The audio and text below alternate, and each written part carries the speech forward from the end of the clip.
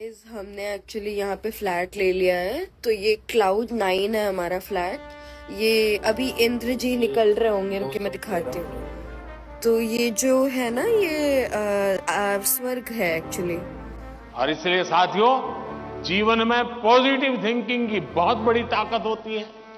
बुरी सी बुरी चीज में भी पॉजिटिव देखा जा सकता है। और आप देख सकते हैं नीचे तक कुछ नहीं दिखाई देगा, नीचे सारे नरक यात्री रहते हैं, बाकी हम लोग तो स्वर्ग में अभी।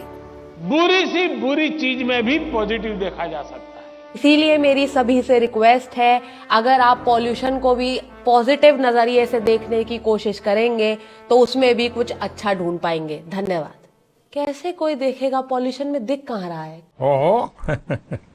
दोस्तों, हिंदुस्तान का एक नागरिक होने की हैसियत से ये कार्यक्रम मेरी सामाजिक जिम्मेदारी की एक विनम्र कोशिश है। मैं अपने दर्शकों को ये यकीन दिलाना चाहता हूँ कि किसी भी इंसान को बदनाम करना, किसी के जज्बातों को ठेस पहुंचाना या किसी के ऊपर कोई फैसला सुनाना, ये मेरा इरादा नहीं है। हेलो मित्रों। मेरा पहला सवाल सर यही है, आपका गला ठीक है? क्योंकि मेरा गला खराब हो रहा है। My eyes are burning and I'm trying not to crack a couple of ribs and trying not to cough on camera, but sorry. साल 2015 में पीएम मोदी ने देश को विश्व गुरु बनाने के लिए नेशनल एयर क्वालिटी इंडेक्स यानी AQI लॉन्च किया था। प्रधानमंत्री ने देश को दिया है नया नेशनल एयर क्वालिटी इंडेक्स। और इस नए AQI मेजरिंग सिस्टम को लॉन्च करने के साथ साथ मोदी जी ने पुराने सिस्टम्स और ग्लोबल सिस्टम्स को कोसते हुए कहा था कि हम उस देश में रहते हैं जहां प्रकृति को परमेश्वर के रूप में माना गया है। हम जितने प्रकृति के विषय में संवेदनशील हैं, दुनिया हमारे लिए सवालिया निशान खड़ा नहीं कर सकती। इसलिए 2025 आते आते जब दुनिया हमारे देश की जहरीली एयर क्वालिटी पर सवाल उठाने लगी थी, तो हमने विश्व गुरु की हैसियत से ग्लोबल पोल्यूशन स्टैंडर्ड्स, रैंकिंग्स और रिपोर्ट्स को फुली रिजेक्ट कर दिया। I am not agree with your analysis. I am not agree with your information. From where you have picked up this type of garbage, I do not know. Modi शास्त्र में इसे ही थूक कर चाटना कहा गया है। The government has said that we will make our own pollution indices. And if you compare the parameters which we have in AQI are more stringent as compared to WHO. And these are How all our standards are at least 4 to 8 times higher than what WHO prescribes or suggests. So is it to say that if we can't meet the global standards, let's raise our standards so that people can't even question that? देखिए, question तो हमें वैसे भी अपनी government की जगह foreign reports को करना चाहिए, जो कहती हैं कि इंडिया के 60% डिस्ट्रिक्ट्स अपने खुद के national air quality standards meet नहीं करते। Almost 70-80% cities require almost 50 to 70% reduction in their particulate matter exposure, even to meet the government of India guidelines. और अगर WHO स्टैंडर्ड्स के हिसाब से देखें तो इंडिया के 100% डिस्ट्रिक्ट्स में PM 2.5 के लेवल्स हेल्थ को खराब करने वाले हैं। PM 2.5 ये 2000 माइक्रोग्राम पर मीटर क्यूब आ रहा है। PM 2.5 level should be in fact 5. 1 2 3 4 5 2000 तो बहुत ज्यादा हो गया। Oh my God! क्या बोलेंगे सर? नहीं, अब मैं पूछूंगा ऐसा कैसे हुआ। पर मेरे प्यारे देशभक्तों, आपने बिल्कुल घबराना नहीं है। बस ये याद रखना है कि मोदी जी ने आखिरी बार 2015 में जब पोल्यूशन का जिक्र किया था तो ये कहा था कि दुनिया पैरामीटर तय करे और हम दुनिया को फॉलो करें, ऐसा नहीं है। सचमुच में इस विषय में हमारी हजारों साल से वो विरासत है। हम विश्व का नेतृत्व कर सकते हैं। Okay, thank you. I don't get what the big fuss is about the air quality in New Delhi. The air in India is actually real. I can taste it. Taste the petrol. In America, you can't even see the air. That's what our politicians are doing. They can't even give us air that we can touch like India. मेरी प्रकृति है, मैं हर चुनौती को चुनौती देता हूँ। और मोदी जी ने अपना सपना पूरा करते हुए अब इंडिया को एयर पोल्यूशन में वर्ल्ड लीडर यानी विश्वगुरु बना दिया है। So in 2024, IQAir released their annual list of the world's most polluted cities. You know what's crazy? Out of the 100 most polluted cities globally, 94 are in India. 94. भाइयों बहनों, ये देश ऐसे नहीं चल सकता है। ये देश ऐसे नहीं चल सकता है। Studies show that a child born in Delhi today will lose 8 to 10 years of their life just from breathing this air. मैं तो बच्चों वाला नहीं हूँ, लेकिन मैं आपके बच्चों की चिंता करता हूँ। और दुनिया की बड़ी बड़ी कंट्रीज इंडिया की इस अद्भुत लीडरशिप से जेलस होके अपने कंट्रीज के लिए एडवाइजरीज इशू कर रही हैं, warning their citizens of the state of health emergency due to air pollution in India. Bhupen ji, तो क्या मैं ये कह सकता हूँ कि हेल्थ इमरजेंसी का वक्त है, ये आपातकाल जैसी स्थिति है, सीरियस होने की जरूरत है हम सबको। ऐसा इतना कोई चिंता, मतलब आपातकाल है और ये है, कोई एकदम से किसी को घबरा देना ऐसा भी नहीं है। टेंशन मत रखिए ऐसी चीजों का। इसे कहते हैं big D energy. Big D मतलब big data of course. Now the Indian government claims that there is no conclusive national data and that is to establish a direct correlation between deaths or diseases occurring exclusively due to air pollution levels. अब एक तरफ जहां मोदी सरकार ने साफ कर दिया है कि एयर पोल्यूशन और डेथ्स या एयर पोल्यूशन और लंग डिजीजेस के बीच कोई डायरेक्ट कनेक्शन नहीं है, वहीं दूसरी तरफ foreign funded propaganda machinery kept coming out with all kinds of reports to defame our dear Modi government. Lancet, worldwide acknowledged science journal, has in fact come out with a study which says 15 lakh deaths in India are due to pollution. Meanwhile, the Harvard study said one third of deaths in India every year are linked to pollution. These are also false propaganda. ऐसे तो ये foreign funded foreign gang वाले कल को उठ के बोल देंगे कि सिगरेट कॉजेस कैंसर, तो क्या हम वो भी मान लेंगे? The birth of every child in Delhi is now smoking 20 cigarettes the first day they breathe in the city of Delhi. There are kids in Delhi whose lungs literally look like they belong to 40-year-old chain smokers. Delhi की जनता खुश है, मुझे इतना मालूम है। अब एक आम इंसान अपने शहर की हवा में सिर्फ सांस लेने भर से चाहे सिगरेट्स का कितना ही धुआं क्यों ना फूक ले, पर पार्लियामेंट के बाहर वाले प्रेमिसेस में अगर कोई ऑपोजिशन पार्टी का एमपी एक सिगरेट पी ले तो मोदी सरकार के बड़े बड़े मिनिस्टर्स को अपनी हेल्थ की चिंता होने लगती है। कि सार्वजनिक स्थल पर सिगरेट पीना मना। आप सार्वजनिक स्वास्थ्य को खतरा पहुंचा रहे हैं, लेकिन हमारा भी स्वास्थ्य खतरे में डाल रहे हैं आप। ऐसे पागल वाला बातचीत करते लोग, सन आगे लाओ सिगरेट रे। अरे भाई, हर रोज 20 सिगरेट आपके बच्चों को बूढ़ों को पिलाई जा रही है, तब तो किसी को मिर्च नहीं लगती। हम एक जलाने की कोशिश कर रहे हैं तो आप कह रहे हैं हंगामा हो गया। ये क्या बात है भाई? अब बात यह है कि चाहे एयर पोल्यूशन पे कोई भी इंटरनेशनल ऑर्गेनाइजेशन या रिसर्चर या हेल्थ एक्सपर्ट कुछ भी बोले, हमें उनकी बात ज्यादा सीरियसली लेने की बिल्कुल जरूरत नहीं है, क्योंकि ये एक ऐसा विषय है जो हमारी बपोती है, हमारी डीएनए है। पूरे विश्व को हम दिखा सकते हैं कि ये हमारा विषय है, ये हमारी परंपरा है। अब ये परंपरा, प्रतिष्ठा, अनुशासन वाली मैसेजिंग किसी और को समझ आए ना आए, पर मोदी जी से मोहब्बत करने वालों को मोदी जी की हर बात मिनट से पहले समझ आ जाती है। कि AQI जो है दिल्ली में काफी बढ़ता हुआ नजर आ रहा है। सिर्फ भारत में ही है क्या? चाइना के शंघाई में एक बार गूगल सर्च मारो। चीन का 52 AQI है। अमेरिका के न्यूयॉर्क सिटी में एक बार गूगल सर्च मारो। अमेरिका का 21 AQI है। एक बार गूगल सर्च मारो, आपको पता चल जाएगा किसका ज्यादा है किसका कम है। चीन का 52 AQI है। अमेरिका का 21 AQI है। भारत का 912, जो चिंता की बात के साथ साथ बहुत खतरनाक बात भी है। खतरे की घंटी तो है, पर मोदी भक्तों को घंटा फर्क नहीं पड़ता, क्योंकि जहां एक तरफ मोदी और बीजेपी विरोधी लोग ऐसी बातों से परेशान हो जाते हैं, वहीं दूसरी तरफ उनके भक्तों को मोदी जी की कृपा हर जहर से इम्यूनिटी का वरदान प्रदान करती है। हमारी इम्यूनिटी बहुत अच्छी है। इम्यूनिटी अच्छी है, हमें पोल्यूशन फर्क नहीं पड़ेगा। अरे हमें कोविड भी नहीं होगा, हम देसी आदमी हैं। अच्छा, क्योंकि आप बीजेपी का हाँ, बीजेपी, हाँ, बीजेपी के आदमी हैं। मैं हमेशा बीजेपी को सपोर्ट करूंगा। ठीक है, हाँ, बिल्कुल बिल्कुल बिल्कुल। ऐसा सिर्फ बीजेपी में ही संभव है। हर हर Mahadev.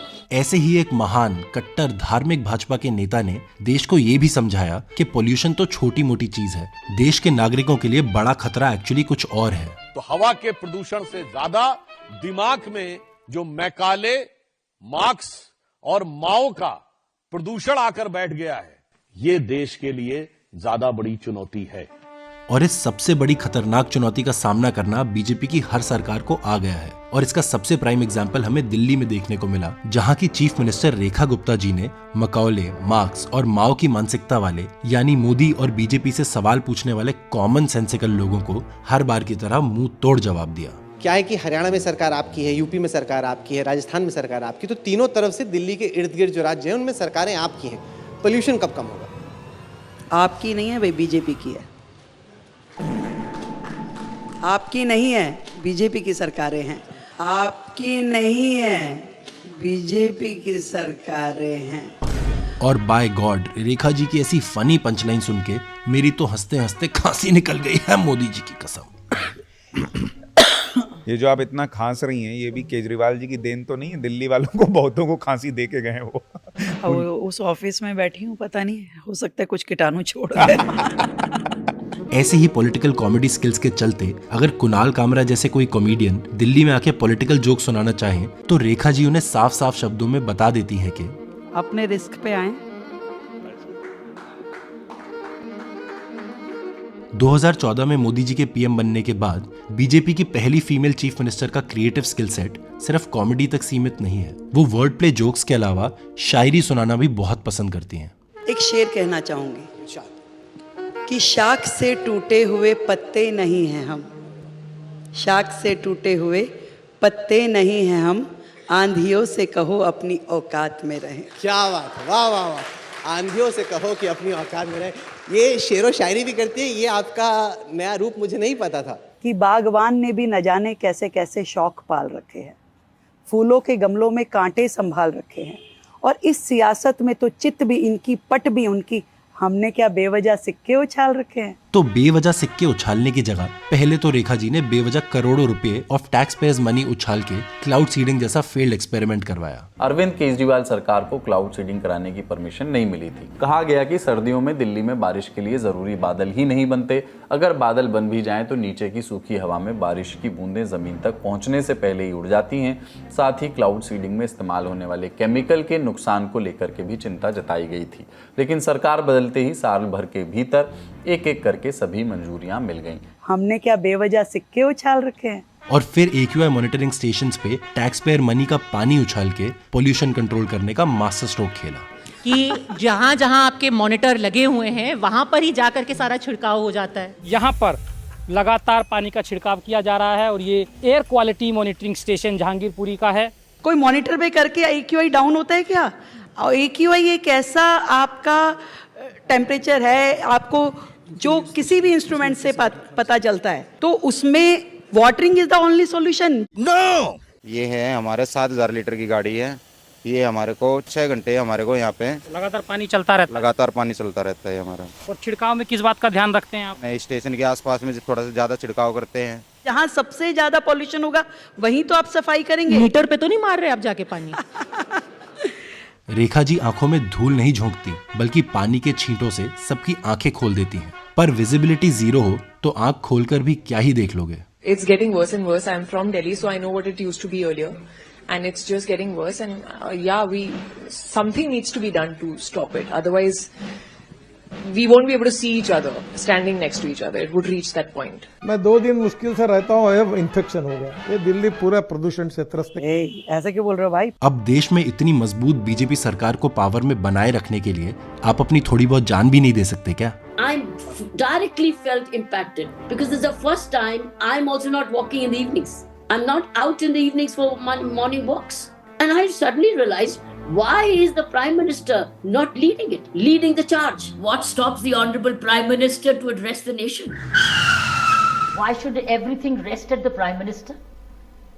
Why should everything rest at the Prime Minister? Because the pollution and health is a national issue. Nothing could be more serious a problem. We are all crying out for help. ऐसा क्यों बोल रहे हो भाई?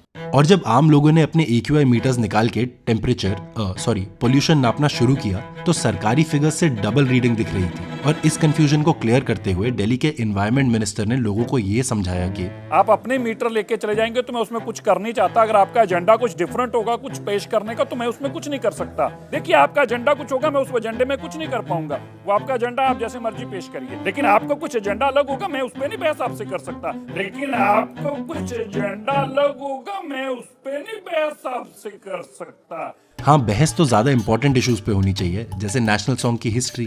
पंडित नेहरू जी ने तो वंदे मातरम को छांट दिया था, काट दिया था।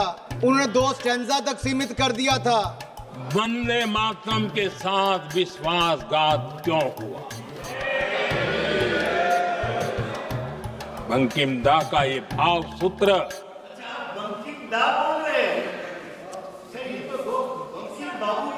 बंकिम बाबू बोले। अच्छा, थैंक यू।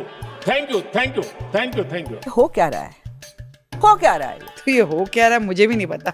तो जहां एक तरफ हमारे प्राइम मिनिस्टर व्हाट्सएप हिस्ट्री का ज्ञान उठाकर कांग्रेस का गेम कर रहे थे, वहीं दूसरी तरफ इंडिया के एनवायरमेंट मिनिस्टर पार्लियामेंट में ये क्लेम कर रहे थे। 2025 के दौरान दिल्ली में एक भी दिन AQI 450 नहीं हुआ है। हम उसको कंट्रोल रखने में सक्षम हुए हैं। Really, he said that. He said that. Oh God. कि झूठ पे झूठ, झूठ पे झूठ, झूठ पे झूठ, ये जो सिलसिला चला है, बस उसका मजा लीजिए, आनंद लीजिए, टेंशन मत रखिए ऐसी चीजों का। और डेटा मैनिपुलेशन, डेटा कॉन्टेक्सचुअलाइजेशन में दिल्ली की जीनियस सीएम ने एक और बेहतरीन टैक्टिक का प्रदर्शन करते हुए AQI के बारे में पूरे कॉन्फिडेंस से कुछ ऐसे अमेजिंग क्लेम्स कर डाले। पिछले जो सरकारों के दौरान दिवाली वाले दिन का जो डाटा था और अगले दिन का डाटा था, हमारे कार्यकाल में वो डाटा कम हुआ।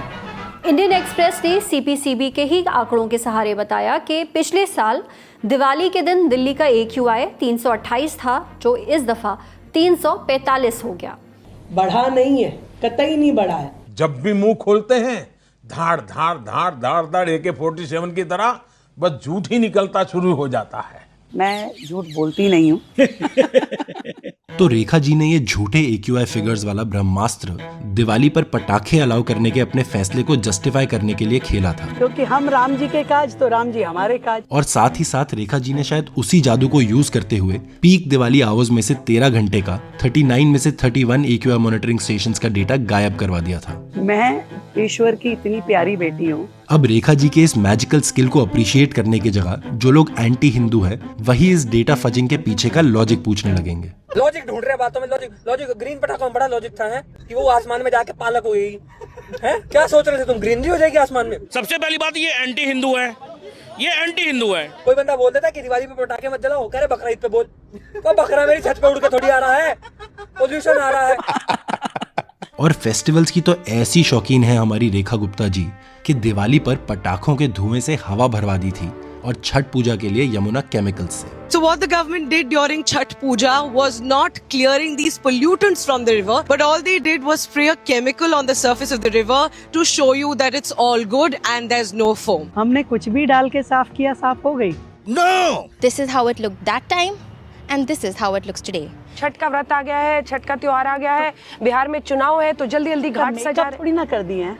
नहीं, मेकअप नहीं किए हैं भाई, ये इसका मेकअप नहीं हो सकता है, सफाई हो सकती है। तो सफाई करिए, तो क्या बुरा किया। और ऐसी टेम्पररी सुपरफिशियल सफाई के साथ साथ मोदी जी के लिए तो साफ पानी का अलग सेक्शन भी बनवा दिया था। नकली यमुना प्रधानमंत्री नरेंद्र मोदी के लिए बनाई गई है।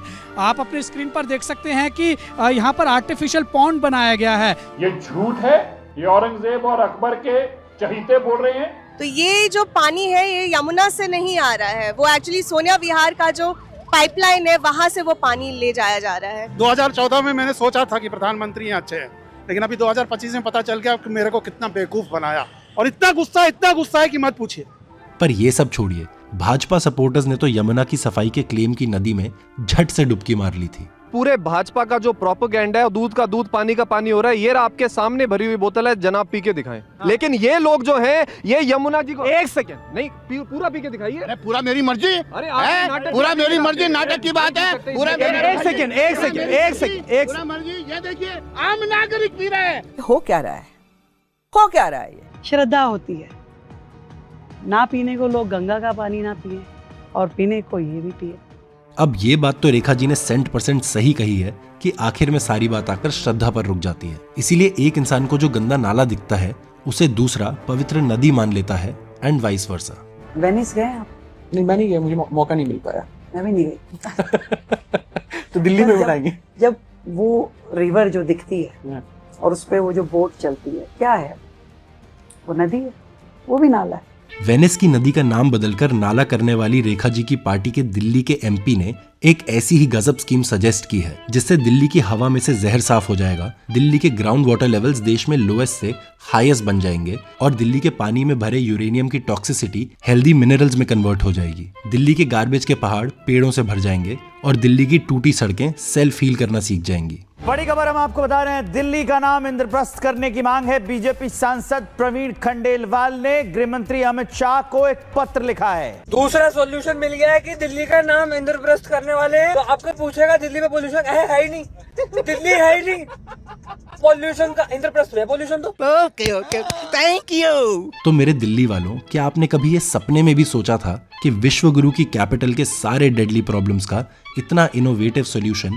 आपको इतनी आसानी से मिल जाएगा? नेवर, कभी नहीं सोचा। खैर, ऐसी वर्ल्ड क्लास IQ वाला सुझाव सुन के दिल्ली का सबसे इंटेलेक्चुअल विंग यानी संघी अंकल्स इस आइडिया से ऐसे खुश हुए जैसे मोदी जी ने फ्रीबी के तौर पर उनके बच्चों को एडिशनल लाइफ एक्सपेक्टेंसी के 10 साल दे दिए हों। लेकिन इंद्रप्रस्थ नाम था दिल्ली का, तो इंद्रप्रस्थ नाम ही होना चाहिए। जो ये देश हिंदुत्व का है तो हिंदुत्व के नाम होने चाहिए। हिंदुओं का देश है, हम हिंदुओं के नाम रखे जाए। हिंदुस्तान में नाम चेंज नहीं होगी, कहाँ होगा भाई? पाकिस्तान में होगा।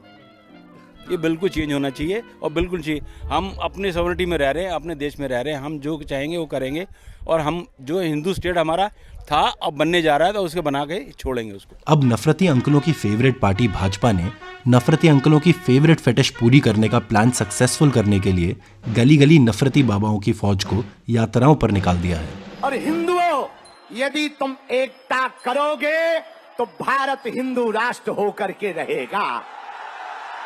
कौन कौन भारत हिंदू राष्ट्र चाहता है? डरोगे तो नहीं, पीछे हटोगे तो नहीं, भाग तो ना जाओगे। और मोदी के न्यू इंडिया में देश को जहरीली हवा और जहरीले पानी के साथ साथ मोदी जी ने कंसिस्टेंसी मेंटेन करते हुए बाबा भी जहरीले दिए हैं। मेरे छोटे भाई धीरेन्द्र शास्त्री जी, एक हमको अमर अकबर एंथनी नाम की कोई फिल्म है, तो हमको एक बहुत अच्छी बात उसकी लगी है। 3 मित्र थे, एक मित्र मंदिर जाता है, एक व्यक्ति मस्जिद जाता है, एक व्यक्ति चर्च जाता है। चर्च में जाके वो प्रेयर करता है, वो मस्जिद में जाके नमाज पढ़ता है, ये मंदिर में जाके पूजा करता है। लेकिन फिल्म का जो एंड होता है वो बड़ा गजब का, तीनों का बाप कन्हैया लाल निकलता है। अब चाहे ऐसा हर निठल्ला भड़काऊ बाबा किसी एक धर्म को किसी दूसरे धर्म का बाप समझे, पर दिल्ली की चीफ मिनिस्टर तो मोदी जी को ही माँ और मोदी जी को ही बाप समझती हैं। पीएम साहब की जो शख्सियत है ना, वो कमाल है। जब उनके साथ बैठो तो कई बार ऐसा लगता है कि जैसे बहुत ही मजबूत पिता, और दूसरे ही पल वो ऐसा लगता है कि जैसे कोई संवेदनशील माँ। हो क्या रहा है, हो क्या रहा है? चरण वंदना। दिस इज चरण वंदना। अब रेखा जी की मोदी भक्ति तो इतनी संस्कारी है कि वो मोदी जी की चोरी में भी चाम ढूंढ लेती हैं। वो कहते हैं वोट चोरी, अरे वोट चोरी नहीं, दिलों की चोरी करता है मोदी, और हम सबका दिल उन्होंने चुराया हुआ है। चुराया है कि नहीं चुराया? तुम्हारा नहीं चुराया क्या भाई? तो फिर काहे नहीं हाथ खड़ा करते हो? तो जैसे माखन चोर थे ऐसे ही मनों के चोर हैं मोदी। और अब आपके दिलों के साथ साथ आपकी सांस चुराने का भी लाजवाब काम कर रही है नरेंद्र और रेखा की ये दिल्ली वाली जोड़ी। This isn't normal. It is a public health emergency. My heart goes out to the people of Delhi. I plead for the officials of Delhi to do something about this. This isn't normal. And your own citizens of your own capital city are slowly dying in front of your very eyes. Something has to change and it's got to happen quick. देखिए भाई साहब, देश बहुत संकट में है। हालत इतनी खराब है कि अब लोग विश्व गुरु की राजधानी को छोड़कर भागने लगे हैं, ये सोचकर कि चाहे वो दुनिया के किसी नॉन विश्व गुरु देश में भी चले जाएं, पर खुद को और अपनी फैमिली को एक बेहतर जिंदगी दे पाएं। इसकी उम्र पता है कितनी है? इसकी एज है भाई 5 साल। और इस बच्चे को पता है क्या दिक्कत हुई है? इसको थ्रोट इन्फेक्शन हो गया है। अब इस वजह से 3 दिन से हॉस्पिटल में एडमिट है और अब मैं दिल्ली में नहीं रहूंगा भाई, मैं छोड़ दूंगा। Please think twice before moving to Delhi. This is the condition of my air purifier. इतना सारा पोल्यूशन आपको बहुत बीमार कर सकता है। और मेरी मम्मी को अस्थमा की दिक्कत है, तो अब हमने फैसला ले लिया है दिल्ली छोड़ने का। सारी चीजें हमारी दिल्ली में ही है, लेकिन still we are going to leave Delhi very soon. This is the time to leave Delhi. So I am now willing to go into debt and move my parents out of this gas chamber because you are really going to struggle even for your breaths. You know what I'm saying? I know what you're saying कि दिल्ली वालों के पास अब 2 ही options बचे हैं, या तो दिल्ली छोड़ दें या फिर रेखा जी की बात मान के AQI को टेम्परेचर समझ के आप भी मौसम का मजा लीजिए, और अगर मौत के मुंह में हाथ डालकर जिंदगी के मजे लेने आपको नहीं आते हैं तो कमेंट्स में मजा खराब करने वाले अंधभक्त बनने का टाइम आ गया है। पॉल्यूशन को लेके एक फालतू का पॉलिटिकल इशू बनाया जा रहा है, इसमें कोई पैनिक करने की सिचुएशन है ही नहीं, बिकॉज दिल्ली वाले बहुत टाइम से यही हवा सूंघ रहे हैं एंड उनको कुछ नहीं हो रहा, ऐसा दिल्ली वालों का कहना है मेरे कमेंट्स में आकर। भाई साहब मेरा दिमाग फट रहा है इस टाइम। दिल्ली की जनता खुश है, मुझे इतना मालूम है। मतलब मैंने एक्चुअल एक न्यूज़पेपर की वो फोटो शेयर करी है जिसमें लिखा हुआ है कि भाई 15% of all deaths in Delhi are now due to air pollution, still people are not convinced. I am so shocked right now कि हमारा पॉलिटिकल बायस एक हेल्थ क्राइसिस से भी ज्यादा बड़ा हो गया। मतलब हमें लगता है कि अगर गलती से किसी ने रियल इशू उठाया तो हमारे लीडर पे बात ना आ जाए, और उसको सिर्फ अपने लीडर को सही साबित करने के लिए हम लोग उस इशू को ही गलत बता देते हैं। क्योंकि अब इस देश में हर इशू एक षड्यंत्र है और हर प्रोटेस्ट एक साजिश। अब बच्चों को अरेस्ट करेंगे आप? बच्चों का प्रोटेस्ट में लेकर आओगे? हाँ, बच्चे सांस नहीं लेते क्या? आपको पता है प्रोटेस्ट किसके लिए हो रहा है? सांस के लिए हो रहा है ना? ये सांस वास सब एंटी नेशनल प्रोपेगेंडा है। असली मुद्दा सिर्फ धर्म है, और असली देशभक्त वो सेल्फ प्रोक्लेम धर्म गुरु जो आपको दिवाली पे पटाखे फोड़ने के लिए एनकरेज करेंगे। I will not deny to the children of this day that they should not burst crackers because somebody thinks pollution. You can't take away every aspect of culture using pollution. I think it's a very motivated push that certain people are doing, which is not right. और फिर ऐसे nationalist बाबा पटाखों से हुए pollution से आपको बचने का सबसे सस्ता और सीक्रेट नुस्खा भी बताएंगे। एयर प्योरीफायर से कुछ होता है? एयर प्योरीफायर तो अमीर लोगों का चौथला है। घर के में थोड़े पर्दे लगा लो, 15-20 दिन बाद मास्क लगा के थोड़ा झाड़ लो और भीतर बैठ के ऐसे सरक करो, गंगा यमुना थोड़ी निकलने दो बाहर। तो अब असली गंगा और यमुना को प्रदूषण सहने दो और हिंदू राष्ट्र के कट्टरता भरे सपने को देश की प्रायोरिटी नंबर 1 रहने दो, क्योंकि हिंदू नहीं रहेगा तो दुनिया नहीं रहेगी। और इसीलिए इस बढ़ते पोल्यूशन से हिंदुओं की कम होती लाइफ एक्सपेक्टेंसी की प्रॉब्लम को सॉल्व करने के लिए बीजेपी आरएसएस इकोसिस्टम आपको एक से बढ़कर एक विश्व गुरु जीनियस आइडियाज देता रहेगा। संघ प्रमुख मोहन भागवत जी ने एक बहुत बड़ी बात कही। उन्होंने कहा कि सभी को 3 बच्चे पैदा करने चाहिए। नहीं, 4। अच्छा, 4 करने चाहिए। हाँ। हो क्या रहा है? हो क्या रहा है? तो ये हो क्या रहा है मुझे भी नहीं पता। चच्चे के 30 बच्चे हो सकते हैं तो हिंदुओं के 4 क्यों नहीं हो सकते हैं? और क्या बुराई है 2 बच्चे घर के लिए, 1 बच्चे संघ का के लिए और 1 बच्चे हिंदू राष्ट्र का लिए? मैं बहुत सौभाग्यशाली हूं कि आपके चरण दिल्ली में पड़े, और हम सब बहुत ही भाग्यशाली हैं कि हमारे कदम मोदी के न्यू इंडिया में पड़े हैं, जहां जनता को हराकर चुनाव जीतने का सुपरहिट फॉर्मूला देखने को मिलता है। और ये ब्रिटिश ब्रह्मास्त्र गारंटीड जीत के लिए एक ही मंत्र यूज करता है, और वो ये है कि जब तक भारत को बांटेंगे नहीं, भारत में ही लोगों को एक दूसरे से लड़ाएंगे नहीं, तब तक यहाँ राज करना मुश्किल है। इस वीडियो के सामने आने के बाद सवाल तो बनता ही है, अगर हम करें तो करें क्या, बोले तो बोले क्या? वाह मोदी जी, वाह वाह वाह। नहीं, मैं ऐसा कुछ नहीं कहूंगा। मैं कहूंगा मोदी कहाँ है तेरा 56 इंच? कैसा है तू रेजिग्नेशन दे दे, तू हट जा। ऐसे क्यों बोल रहे हो भाई? लेकिन टेंशन मत लीजिए, जब तक व्हाट्सएप में गुड मॉर्निंग भेजने की सुविधा है तब तक आपको कुछ नहीं होगा, मैं गारंटी देता हूं। आप पे मीम्स नहीं बनते हैं, एक इल्जाम ये भी है। ओह, इल्जाम है? हाँ, आपको कुछ ऐसा करना चाहिए। आइडिया मत दे देना। पर एक चीज तो है कि जहां तक YouTube का सवाल है, फोकस तो आप ही के ऊपर है और सवाल वहीं पे आपसे पूछे जा रहे हैं और पूछे जाने भी चाहिए। देखिए, अच्छा है, लोगों को रोजगार मिलता रहना चाहिए। आप इतना तो अप्रिशिएट करेंगे अपनी मुख्यमंत्री को कि रोजगार दिए रखा है उनको, कम नहीं किया। चलिए, एटलीस्ट क्रिएटर्स इकोनॉमी में आप कंट्रीब्यूट कर रही हैं। बहुत बहुत शुक्रिया। Ladies and gentleman, can we have a standing applause for the chief minister of Delhi. ताली हल्की नहीं है, अभी भी हल्की लग रही है मेरे को। थोड़ा वजन डालो। और ये बहनें तो बजा ही नहीं रही, शॉल में हाथ डाल के बैठ गई हैं। इतनी थोड़ी ना ठंडी हो गई है।